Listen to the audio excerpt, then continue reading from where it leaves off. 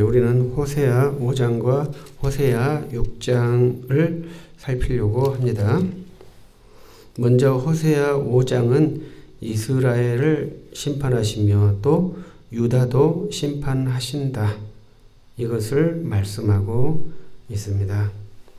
그래서 5장 1절 제사장들아 이를 들으라 이스라엘 족속들아 깨달으라 왕족들아 귀를 기울이라 너희에게 심판이 있나니 너희가 미스바에 대하여 올무가 되며 다볼 위에 친 그물이 됨이라. 아멘. 이스라엘의 제사장들, 그 다음 이스라엘 족속들, 왕족들 모두가 다 총체적으로 심판의 항목에 들어가는 상태가 되어 있는 것을 말씀하고 있습니다. 먼저 우리가 소돔의 심판을 봤을 때 소돔에 의인 10명이 없어서 심판을 받는 것이지 않습니까? 그래서 오늘 이 말씀도 이스라엘에 있는 모든 계층이 다 죄를 범하였다. 그 중에서 가장 죄를 범하지 않아야 할 직종은 제사장 직종이라고 보아야 되겠죠. 그리고 지도자 족속들은 죄를 범하면 안 되겠죠. 그런데 특이하게 지도자들이 죄를 더 많이 범하고 평민들이 죄를 덜 범하는 것도 특이한 일이죠. 그래서 우리가 지도자가 어려운 것은 평민들보다 지도를 받는 사람보다 훨씬 더 윤리적이고 고귀한 생활을 살아야 하기 때문에 지도자는 쉽지 않는 것입니다. 그래서 유럽에서는 노블레스 오블리지라 해서 귀족들에게 더 무거운 책임을 부과하기 때문에 귀족들이 누리는 그러한 영예들을 많은 분들이 시민들이 용납을 해주는 것이죠. 그러나 노블레스 오블리지가 없다면 평민들이 그들의 그 호화로운 생활을 용납해 줄 의무가 없죠. 그래서 노블레스 오블리지는 반드시 실행해야 되는데 귀족들이 더 부패한다는 것이 정말로 아이러니한 일이라고 볼 수 있죠. 그것은 3000년 전에도 그렇고 현재도 그렇습니다. 배운 사람들이 더 부패를 한다는 것이 지금 우리 시대에도 문제일 것입니다. 그래서 많이 배우고 또 좋은 직업에 있는 분들이 훨씬 더 윤리적이고 정결한 삶을 살아야 그 사회가 온전하고 완전한 체계가 되어지는 것이죠. 그런 사회가 어디 있습니까? 대한민국도 그렇지 않고요. 다른 나라들도 모두 다 그렇지 않을 것입니다. 거기에 3000년 전에 있는 북이스라엘도 예외가 아니라는 것이죠. 그것은 망고의 진리처럼 되어져 있는 것이죠. 그런데 거기에서 제사장들이나 학자들 이런 분들은 부패가 안 돼야 되는 직종이거든요. 이들이 부패가 되면 국가는 꼭 망하게 되어 있습니다. 그래서 마지막 부패가 안 돼야 될 직종이 제사장이고 그 다음에 학자들이죠. 이들이 부패가 된다면 그 사회는 미래가 없다 이렇게 볼 수 있겠죠. 그래서 이스라엘은 제사장들, 이스라엘 족속들, 왕족들까지 모두가 다 죄를 범하여 심판의 범주에 들어가 있고 여호와께서 그들을 향해서 벌을 내리겠다고 선언을 하셨습니다. 그 벌의 내용은 에브라임의 죄입니다. 그래서 에브라임의 죄는 우리가 앞에서 항상 말했듯이 여로보암의 죄이거든요. 여로보암의 죄는 첫 번째 예루살렘에 가지 못하도록 단과 브엘세바에 성전을 지은 것. 그래서 여호와께서는 어디에나 계시니 아무 곳에서나 제사를 드리라. 이러한 명령을 내리는 것이 여로보암이고요. 두 번째는 레인이었기 때문에, 제사장이었기 때문에 누구든지 마음에 감동이 오면 누구나 다 제사장이 될 수 있다. 그래서 제사장을 레인이 아닌 자유선택으로 한 것이 여로보암의 죄이고요. 셋째는 절기를 바꾸는 것이 여로보암의 죄입니다. 그것이 우리 시대에는 예수 그리스도께서 오신 뒤로는 우리가 예루살렘이 아닌 각처에서 예배를 드리고요. 예수님이 오신 뒤에는요, 레위인만 제사장이라 모든 사람이 다 누구든지 교회의 성직자가 될 수 있고요. 우리가 예배의 날짜도 교회가 원하면 바꿀 수도 있고 조정할 수도 있는 것이 현재입니다. 그런데 여로보암 때 그것을 하는 것은 국가를 멸망시킬 죄, 여호와께서 지극히 싫어하시는 죄의 모습이었다.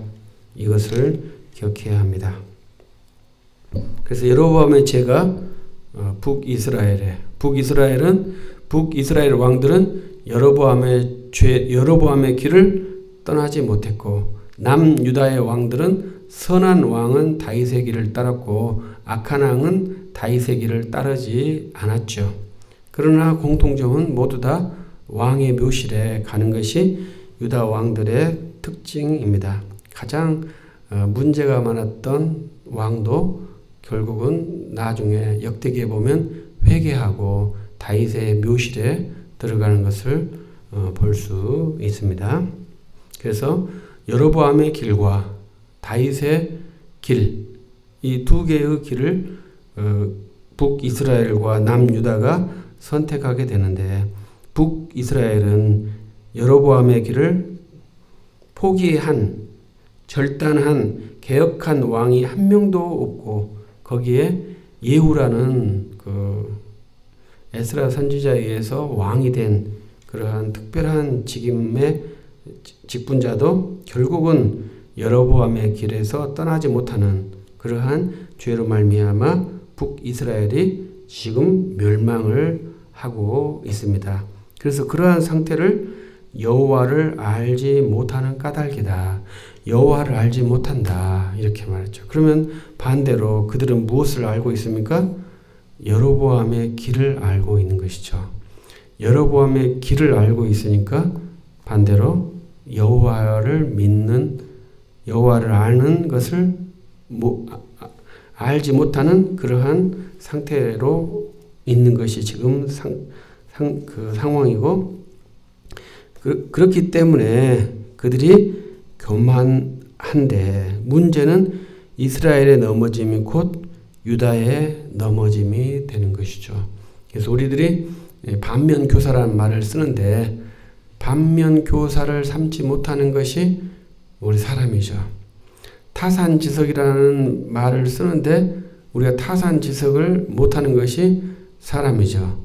그래서 우리는 특이하게 담배 피는 모습을 보면 담배를 피고 싶고, 도박하는 모습을 보면 도박을 하고 싶고, 도둑질하는 뉴스를 보면 도둑질을 하고 싶은 그러한 죄인이 우리들이죠. 그래서 우리들이 죄를 많이 보면 죄를 안 지을 것 같지만, 사람은 죄를 많이 보면 죄를 더 많이 짓게 되는 것이 사람이죠. 사람이 죄를 안 짓는 유일한 방법은 하나님의 말씀에 창념이 되어 있어야 돼요. 가장 쉽게는 십계명을 계속 암송하며 주의 말씀에 굳건히 서는 것이 죄를 가장 적게 지을 수 있는 방법이죠. 그렇지 않고서는 죄가 있으면 우리가 우상 숭배가 있고요. 죄가 있으면 간음이 있고요. 오늘 말씀에는 교만이 있다. 이런 게 모두가 다 하나의 패키지로 가는 것이죠. 그래서 교만이 있는데 유다도 그러한 교만이 들어가는 것이고요.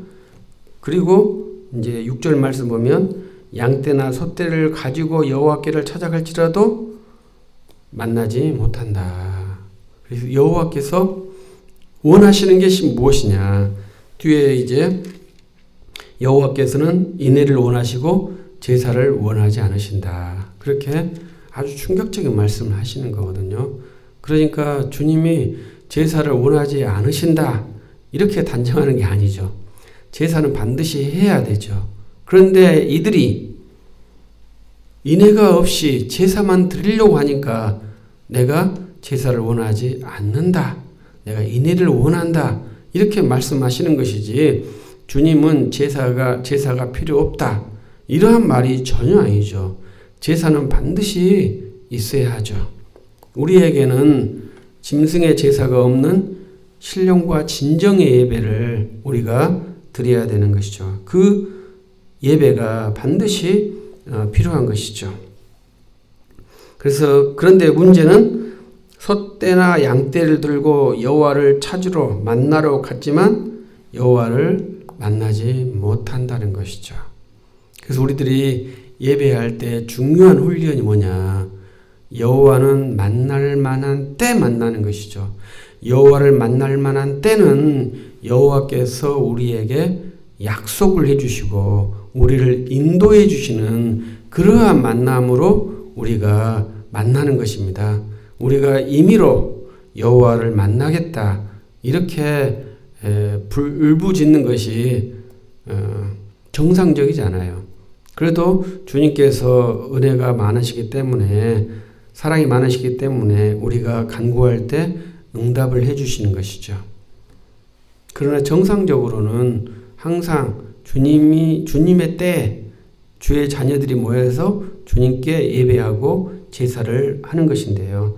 여기에서는 이스라엘이 자기가 원하는 때, 자기가 원하는 목적을 가지고 양떼와 소떼를 들고 여호와를 찾아갔는데 여호와를 만나지 못했죠. 오늘 말씀에는 인애가 없었다 이란 말이죠. 그러니까 우리 표현을 하면 지만 다 먹으려고 했다 이렇게 쉽게 표현할 수 있겠습니다. 자기만 다 먹으려고 하는 것이 좋은 것이 아니죠. 항상 나눠 먹어야죠. 그래서 우리가 자기 밭을 자기가 1년 내내 경작을 했다 할지라도 구퉁이를 추수하면 안 되고요. 떨어진 곡식을 거두면 안 되고요. 그래서 모든 것을 맞게끔 주의 질서에 맞게끔 추수하도록 해서 자기가 열심히 노력했지만 그 모든 것이 자기의 것이 아니다고 여호와께서 말씀해 주시죠. 그래서 나락이 곡식이 땅에 떨어지면 그것은 내 것이 아니라 여호와께서 가난한 이웃에게 주는 양식이고 한 구퉁이는 그건 내 것이 아니라 여호와께서 나그네를 위해서 주시는 양식이다. 그래서 반드시 그렇게 추수를 하도록 말씀을 해주셨죠. 그런 것도 없이 형제들에게 고리대금을 해서 약한 자를 고리대금을 해서 이웃을 형제를 착취하고 그러면서 마음의 번민이나 더 많은 경제를 얻기 위해서 하나님께 기름을 태워드린다? 그게 얼마나 주님이 역겨워하시는 냄새겠습니까? 레위기에서는 그 기름에 타는 냄새, 그것을 주께서 향기로운 냄새라고 하셨어요. 그런데 이 기름 타는 냄새는 주님께서 역겨워하시고 내가 토한다, 역겨워하시는 그러한 냄새라는 것이죠. 똑같은 양의 기름이고 똑같은 소의 기름인데 어떤 것은 향기로운 냄새고 어떠한 것은 역겨운 냄새가 되는 것은 그 제사를 하는 사람의 마음, 그 마음에 따라서 제사에 제물에 드리는 냄새가 결정이 되는 것이죠. 그리고 여기에서는 계속 음란과 연결을 시키고 있고 그들이 정조를 지키지 못하는 음란여로 말씀을 하고 있습니다. 이스라엘이 음란하다. 이것은 음란이기도 하지만 우상숭배라고도 말할 수 있겠습니다. 그래서 우상숭배와 음란 이런 것은 한 쌍이고요. 그래서 이런 것이 정당하다고 말을 해야 되기 때문에 고집이 세고 교만하겠죠.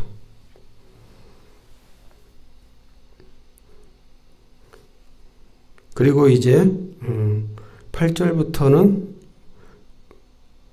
에브라임이 황폐해지며 유다는 또 땅의 경계표를 옮기는 폐약을 짓는 일을 합니다.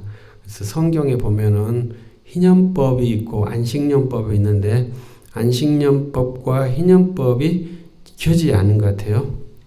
그래서 하나님의 법이 지켜지지 않은 것 같죠.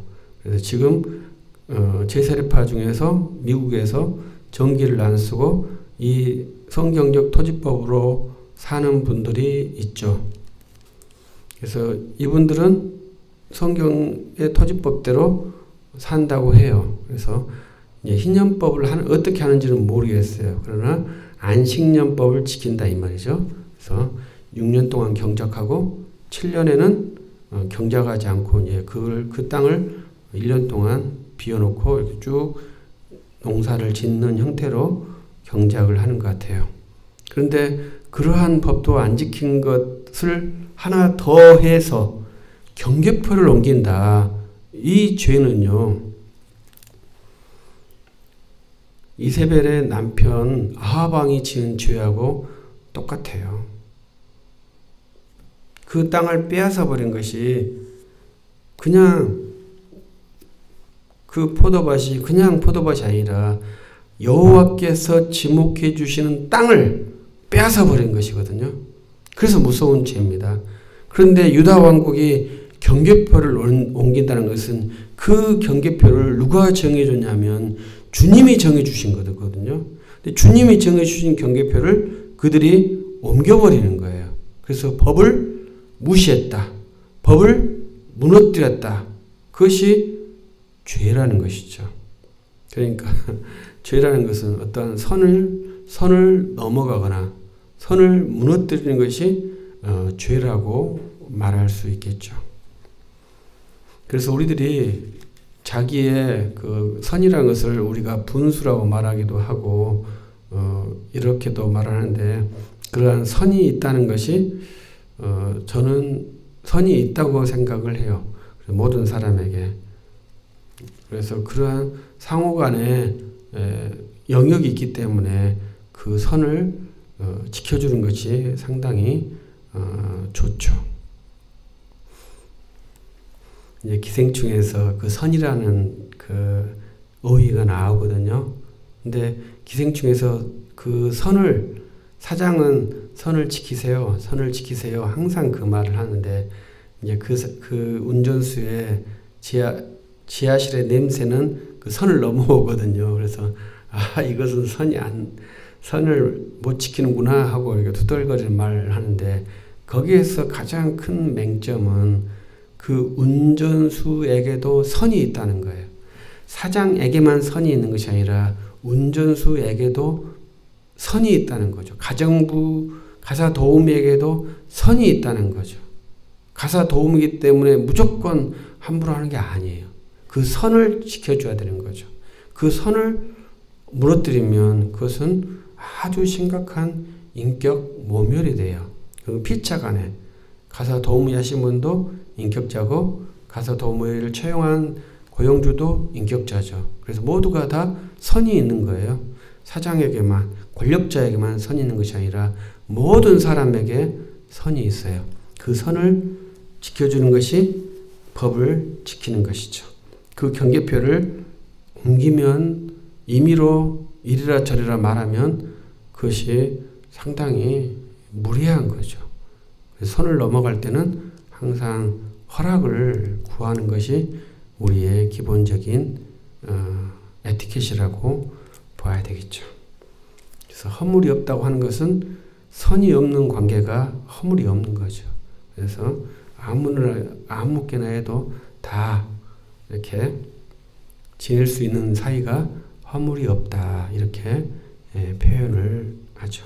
그래서 땅에는 경계표가 있고 우리 인격에도 선이 있는데 이것을 임의로 옮기고 임의로 주장하는 것은 폭력이고요. 인격 모독이 되는 것입니다.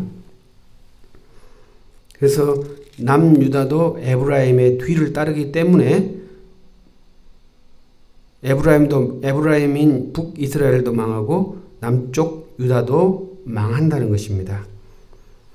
그래서 먼저 에브라임과 유다 족속이 망한다. 그 14절의 최종 결론을 말씀하고 있고요. 15절 말씀이 좀 어려운 문장 같아요. 왜냐하면 개역 성경과 개역 개정 성경 문장이 완전히 바뀌어 버렸어요. 그래서 그들이 그 죄를 뉘우치고 내 얼굴을 구하기까지 내가 내 곳으로 돌아가리라. 그것은 이 말씀을 보면 그대로 보면 여호와께서 자기가 계신 곳으로 돌아가겠다. 이렇게 선언을 하신 겁니다. 근데 언제까지 돌아갈 거냐? 그 죄를 뉘우치고 여호와의 얼굴을 구할 때까지 여호와께서 자기가 계신 곳으로 돌아갈 것이다. 이렇게 선언하시고 그들이 고난을 받을 때 나를 간절히 구할 것이다. 이렇게 말씀하시고 주님이 자기 계신 곳으로 돌아가시겠다. 이렇게 말씀하는 것이 15절 매우 쉽지 않는 말씀이죠. 그래서 이제 쉽게 공부할 때 445년 주전 445년이라는데 제가 좀 더 쉽게 주전 444년 주전 333년 이렇게 외우도록 훈련을 하는데요. 그러니까 주전 444년에는 여호와께서 오늘 말씀대로 자기가 계신 곳으로 돌아가셨다. 이렇게 이해를 할 수 있다고 봅니다. 돌아가셨다는 말은 중간기에 계시가 중단되었다. 이렇게 이해를 할 수 있어요. 그리고 그들이 고난받을 때 주님을 간절히 구할 때 다시 돌아오겠노라고 주님이 말씀하시고요. 6장에서 보면은 바로 이제 백성들이 이제 우리가 여호와께로 돌아가자. 여호와께서 우리를 찌셨으나 도로 낫게 하실 것이요 우리를 치셨으나 싸매어 주실 것이라. 이렇게 말하고 여호와께서 이틀 후에 우리를 살리시며 셋째 날에 우리를 일으키시리니 우리가 그 앞에서 살 것이다. 이렇게 선언을 하고 계십니다. 그래서 우리가 참 은혜스러운 말씀은 우리가 그의 앞에서 살리라. 이게 상당히 은혜스러운 말씀이죠. 그래서 우리 좋은 표어 중에 하나는 코람데오라는 말 있잖아요. 하나님 앞에서. 우리가 하나님 앞에서 사는 것이 복이죠. 우리가 하나님 앞에 산다고 의식하는 것이 어떨 때는 족쇄기도 하고 어쩔 때는 부담이 되기도 하지만 주의 자녀에게는 안식처이고 복이죠. 하나님 앞에 내가 서 있다. 내가 울 때 주님이 나를 보고 계신다. 그러면 무엇라고 말씀하실까? 내가 울고 있는데 주님은 무엇라고 말씀하실까? 울지 마라. 이렇게 말씀하실까요? 왜 우냐? 이렇게 말씀하실까요?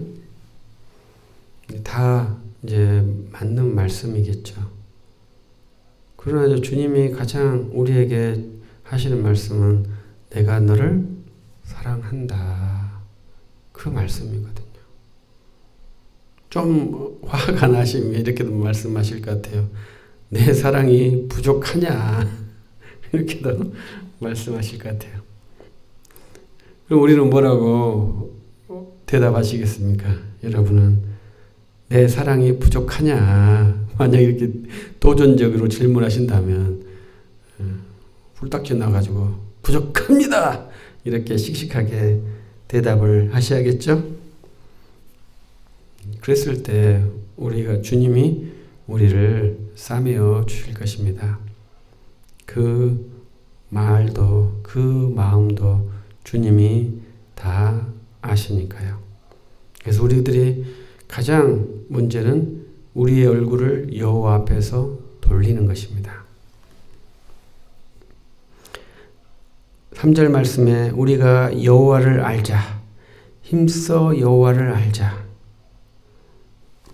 정말 도전적인 말씀이고 은혜스러운 말씀이거든요.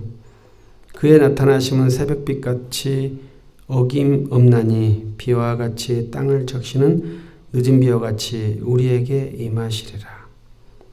그래서 빛과 비로 여호와를 비유해 주셨어요.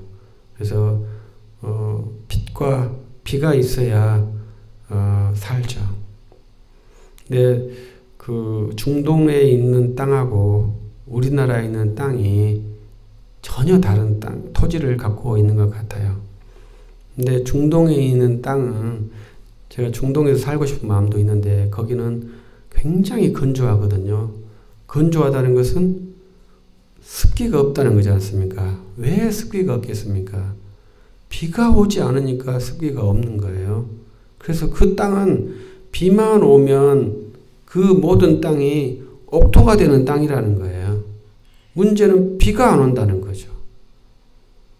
우리는 옥토를 만들기 위해서 복비를 해야 되고 화학비를 해야 되고 무슨 비료를 해야 되고 많은 비료를 해야 되는 거지 않습니까? 또 습기가 많기 때문에 병충해에서 병충해약을 해야 되고 그러나 중동에 있는 땅은 병충해도 없어요. 건조하니까. 또 땅이 성분이 좋기 때문에 거름을 안 해도 된다는 거죠. 근데 문제가 물이 없는 거예요. 그러한 복된 땅이죠.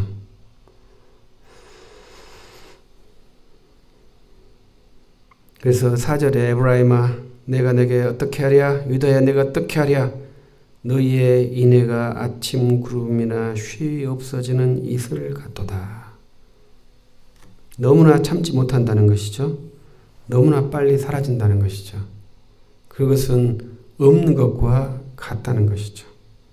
그래서 주님께서 심판의 빛을 내실 것인데 너희들에게 에브라임과 유다에게 인애를 원하시고 하나님 아는 것을 원하신다고 아주 대조적이고 적극적인 말씀을 하시는 것입니다.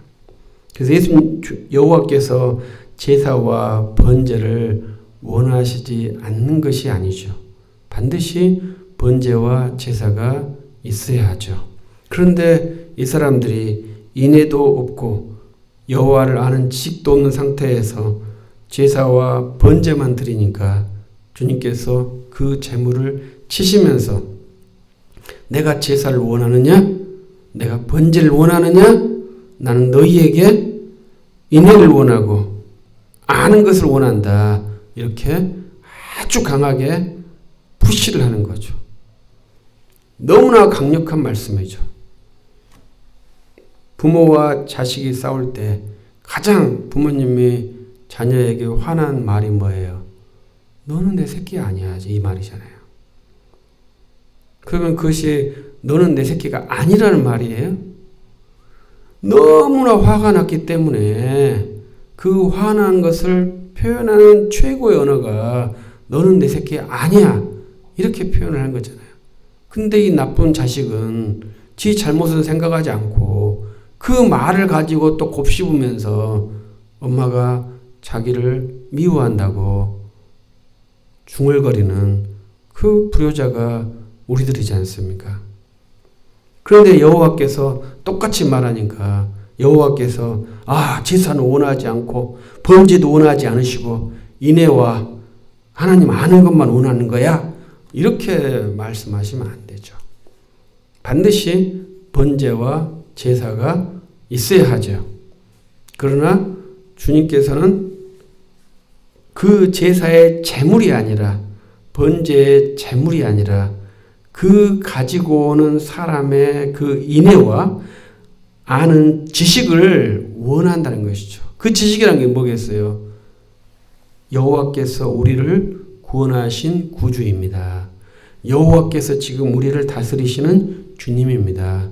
여호와께서 우리의 생명의 주님입니다. 내 생명의 근원이 여호와께 있습니다. 우리에게 들판에 과실을 맺게 하는 저 빛이 여호와께서 주신 선물입니다.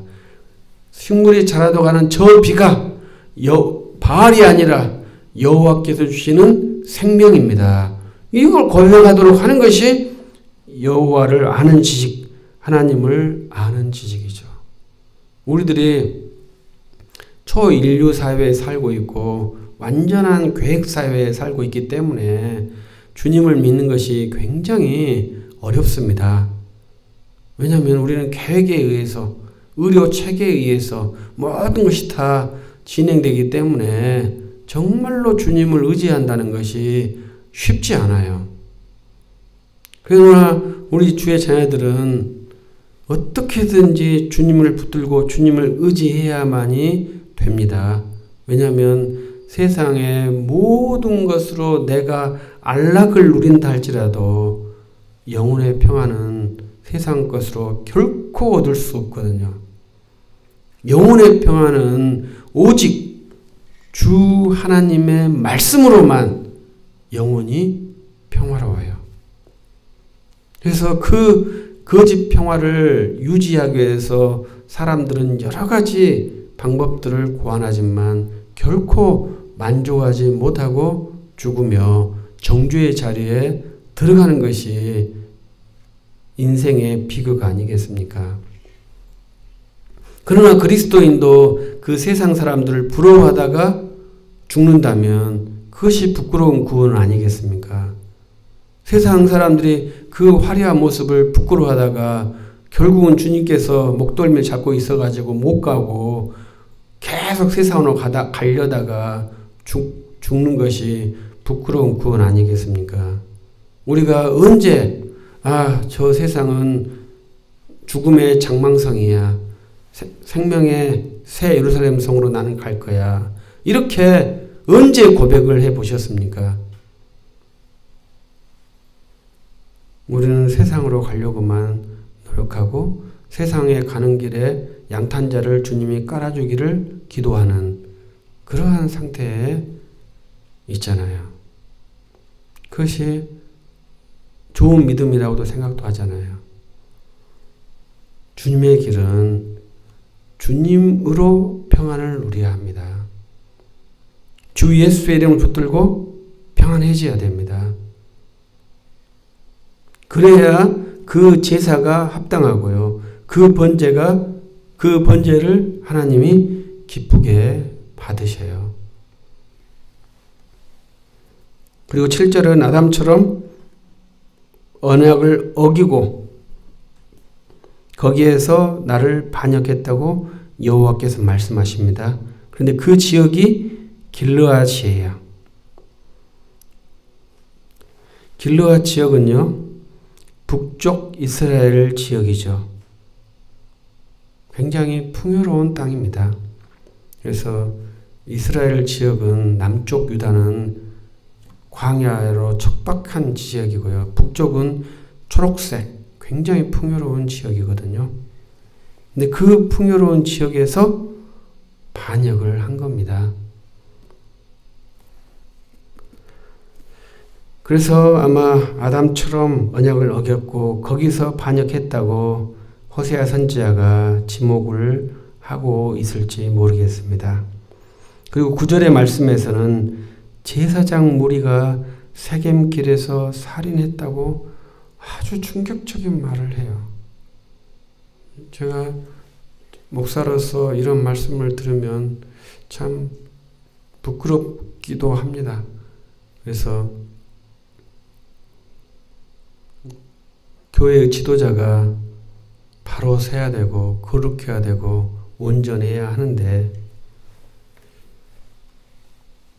부당함에 넘어서 살인의 자리까지 가는 그러한 모습을 보여주고 있습니다. 그런데 주님께서 살인은 형제를 나가라 욕하는 자들도 살인이라고 하셨는데 여기에서는 진짜 살인을 했는지는 모르겠어요. 그러나 주님의 말씀을 연결하면은 이들이 제물을 드리는 자들을 뒤에서 평가했다고도 볼 수 있죠. 중세 로마 교회에서는 동전 떨어지는 소리에 의해서 천국의 등급이 결정된다. 그러니까 땅강 소리가 난다는 거죠. 그러면 사제가 듣고 쟤는 얼마이고 쟤는 얼마이고 쟤는 많이 했네. 이러면서 성도의 등급을 정하는 것이 동전 떨어지는 소리다. 그러면 조금 하면 그 제사장 마음에 저것은 저렇게 이것이 살인이다 이 말이죠. 제사장은 그럴 위험성이 항상 있죠. 그것이 또 어쩔 수 없는 한계이기도 하죠. 목회에 가지고 있는 굉장히 위험한 맹점이죠. 그렇지 않을 수는 또 없죠. 목회라는 것이 그래서 무서운 겁니다.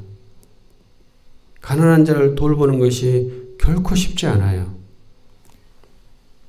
그런데 그 일을 누가 하겠습니까? 아무도 못합니다. 누가 할 수 있다고 말하는 사람은 그분은 굉장히 좋은 성인이 되겠죠. 그러나 그것이 쉽게 되지 않아요. 절대 쉽게 되지 않습니다. 그렇기 때문에 믿는 자들은 무릎을 꿇고 겸손하고 회개하면서 진행하는 것이지 완전한 모습으로 주님을 섬기는 것이 가당치 않죠. 제사장이 살인을 한다는 것이 사악을 행하는 것이 충격적이지만 그렇지 않는 것도 결코 쉽지 않다는 것을 이해해야 합니다. 그래서 여호와께서 이스라엘 집에서 가증한 일을 보았고 에브라임 집이 음행하였고 유다도 그렇게 해서 다시 한번 추수한 일을 정하였다. 그것은 5절 마지막에 내가 내 곳으로 돌아가겠고 너희들이 나를 부르짖으면 내가 그때 다시 오겠다. 이것을 다시 6장에서 반복하고 있습니다. 그래서 400년이 지난 뒤에 때가 참에 갈릴리에 살던 요셉과 마리아가 베들레헴에 와서 낳은 그 아이가 우리 주 예수 그리스도시죠. 그들이 부르짖는 자들은 그 예수님을 영접해서 구원을 받지만 여전히 부르짖으라고 했어도 부르짖지 않고 그 사회 체계에 순응하고 사회 체계에서 기득권을 획득한 그 사람들은 예수님을 죽이는데 앞장서는 그러한 반역의 폐악을 저지르는 모습이 나오게 됩니다. 그래서 언제든지 주의 말씀에 순종하지 않는 자, 주의 말씀을 듣고 지키지 않는 자는 반드시 주 예수 그리스도를 거역하고 믿는 자를 회방하고 교회를 모멸하는 그러한 행동을 할 수밖에 없는 것이죠. 그래서 주님께서 우리를 파수꾼처럼 깨어 있으라. 도둑이 언제 올지 모르고 주님이 언제 올지 모르니 너희는 깨어 있으라. 이렇게 당부를 하십니다.